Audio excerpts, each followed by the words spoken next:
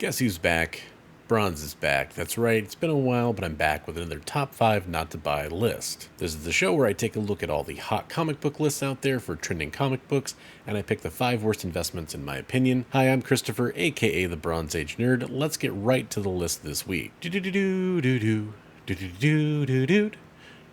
That's right, at the number 1 spot, we're going right in with X-Men Adventures number 1, first appearance of Morph. Now, admittedly, this book was on a previous week. I haven't recorded in a while. Sorry about that, but I am going to play catch up, and this book definitely sticks out to me because I've seen this book end up on lists several times over the last few years.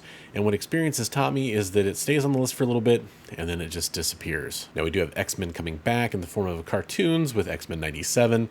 And you do have this being a slight key with it being the first appearance of the animated series version of Morph. But on top of all that, I just feel like this is a very heavily printed book that is a fantastic book for X-Men collectors to own, but I don't see it gaining long-term value and holding on to that, which means I don't think it's a good candidate for investment. At the number 4 pick, we have Web of Spider-Man 90. Now, there's been a lot of Spider-Verse related stuff that's been on the list. It's also been on my videos, featured quite a bit. It's not that I hate Spider-Man or anything. It's just that I feel like it's oversaturated to the point of utter ridiculousness right now.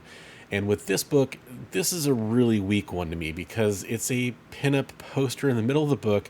It's part of that anniversary edition. It's basically a preview image of Spider-Man 2099. I think Spider-Man 2099 spec is pretty weak right now in general, and I just think this is the weakest version of that spec right now. So I'm not going to be picking up this book. Let me know if you are in the comments section. The one thing I'll say for it is, you know, I bet you this book's not going to cost you much. Plenty of shops are going to have this book at a nicely discounted price.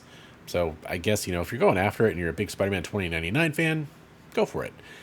Just don't overpay for it. Okay, the last book on my kind of catch-up tour here is Scarlet Witch number 3. So this completely revolves around rumors that there's a Scarlet Witch series in development, not Agatha, and this is basically going to be a Witch's Road storyline, which is what this book is. I generally do not like storyline spec, especially when it's something that's very modern like this and not something like, you know, Days of the Future Past. That's a classic storyline. A Crisis on Infinite Earths. Those are classic storylines that I could see there being some interest in. People are going to be fond of those series. When you're talking about something like Witch's Road, I'm going to be honest with you, I didn't even know this was a storyline until I read this. Now, okay, maybe this will be a really cool show. I'm not really going to bet on that with Disney and Marvel's batting average recently. And so for me, I can't imagine this being a big book that's going to pop off. If you think there's anything to this, I'm sure this book's going to cool off. It probably has already. I haven't looked at the numbers yet. I do that in my follow-up videos. So there's a really good chance that you're going to find this for a decent price. And if that's, you know, the case and you really want to gamble on this, I'm just make sure, again, just like the last pick, just make sure you don't overpay. Okay, at the number 2 pick, we have Flashpoint number 1. Now, this is notable for being the first appearance of Thomas Wayne as Batman, and frankly, it's a really cool book. I actually have been hunting a copy of this for a while. I feel like it's going to happen at some point. I'm not like searching it out online. You can easily find one, right? But I just have been looking for it at the right price for a while because I think Thomas Wayne Batman is a really cool character, a really like deranged and dark character, just like Batman characters are really fun when they see those alternate versions that are dark and deranged, right? And so I'm very interested in this book, but look, Flash came out. For whatever you want to say about the Flash movie, it didn't tear at box office records. There's not going to be a lot of interest in Flash stuff for a while now because of this. I also haven't seen the movie. You know, I don't know. Is Thomas Wayne in the movie? Maybe he is. I'm not really sure. But even if he is, nobody's talking about it. And yet after all that, this book still landed on the hot list. I don't know. It's pretty weak. The reason cited was 163% increase in sales. When you have books on the list that have 1,000+% increase in sales, and this one has 163%, that just seems really weak anyway. And on top of all that, it's not like the price hasn't jumped on this book a lot. So I think you're going to easily be able to buy this book for $20 to $30 months from now. And so why overpay? Why, you know, if prices are currently inflated right now because demand is a little low because some people are scooping this up, just give it some time. Remember, the point of these videos is to kind of pump the brakes on FOMO and to encourage people to, you know, plan a better time to buy the books when they're on the hot list.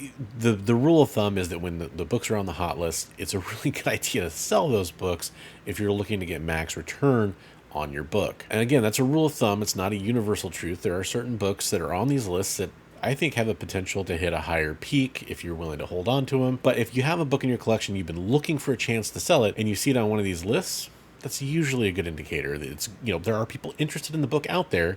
And if you want to cater to those people looking for the book, there you go. But if you're smart enough to be watching these videos, and I do appreciate that, then, you're probably not going to pick them up right now, and that's also a smart move. All right, so coming up to the number one pick on the list, we have SpiderMan 2099 number one. That's right, I talked about this book a little bit earlier, and I also talked about percent increases in sales. This book is currently listed as a 620% increase in sales on Key Collector. It also appeared on the COVRPRICE top 10 this week. Look, I love this book. I own a copy of it in pretty high grade, and I have a couple just kind of standard raw copies floating around too, because I pick it up whenever I find it in decent condition at a good price. I like Miguel O'Hara. I like the character of Spider-Man 2099.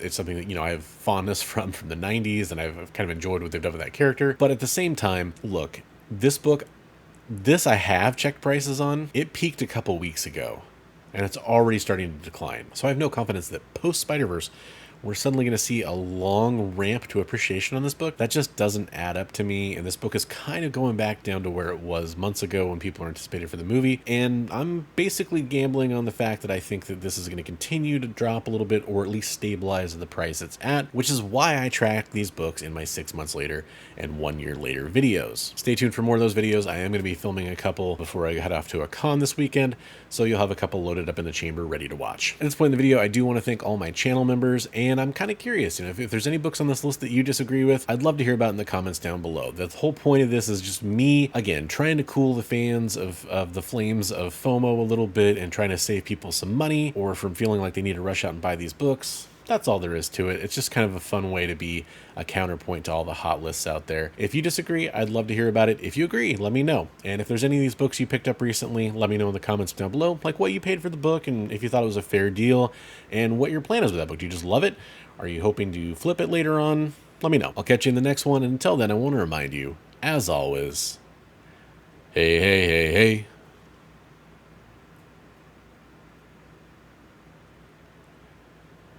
Read comics every day.